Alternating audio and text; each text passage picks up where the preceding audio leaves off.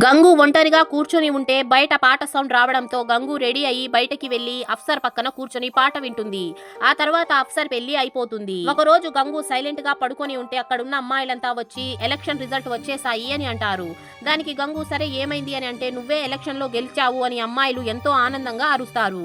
అలాగే అందరూ నీ కోసం వెయిట్ చేస్తున్నారు, కిందకి రా అని చెప్పి వెళ్తారు. ఆ తర్వాత గంగు కిందకి వెళ్లి ఈ రోజు అందరికీ నా తరపు నుంచి ఫుడ్ అంతా ఫ్రీ, ఎంత కావాలో అంత తినండి, అలాగే ఒక ప్లేట్ రజియాకి కూడా పంపించేయండి అని అంటుంది. అప్పుడే గంగు అక్కడున్న వాళ్ళందరితో మీరందరూ నన్ను గెలిపించి కమార్టీపురాకి ప్రెసిడెంట్ ని చేశారు, నేను మీ రుణం ఎప్పటికీ మర్చిపోను, ఖచ్చితంగా తీరుస్తాను అని అంటుంది. ఆ తర్వాత గంగు చాలా మాటలు మాట్లాడుతుంది. దాంతో అందరూ ఇంప్రెస్ అయ్యి ఆమె పైన పువ్వులు వేస్తారు. మరుసటి రోజు గంగు బంగారు పన్ను పట్టించుకోవడానికి ఒక డెంటిస్ట్ దగ్గరికి వెళ్తుంది. అప్పుడే అక్కడ రైట్ పడిపోతుంది. దాంతో గంగు మూడవసారి పోలీసుల్ని ఏమైనా చెయ్యాలి అని అంటుంది. ఆ తర్వాత గంగు తన మనిషికి కొన్ని డబ్బులు ఇచ్చి నవరాత్రి సెలబ్రేషన్స్ కోసం ఇవి దాచిపెట్టండి, ఇంకొన్ని డబ్బులు ఇచ్చి ఇవన్నీ అమ్మాయిల అకౌంట్ లో వేసేయండి అని అంటుంది. దానికి అతను బ్యాంక్ వాళ్ళు మన వాళ్ళ అకౌంట్లు ఓపెన్ చెయ్యరు అని అంటాడు.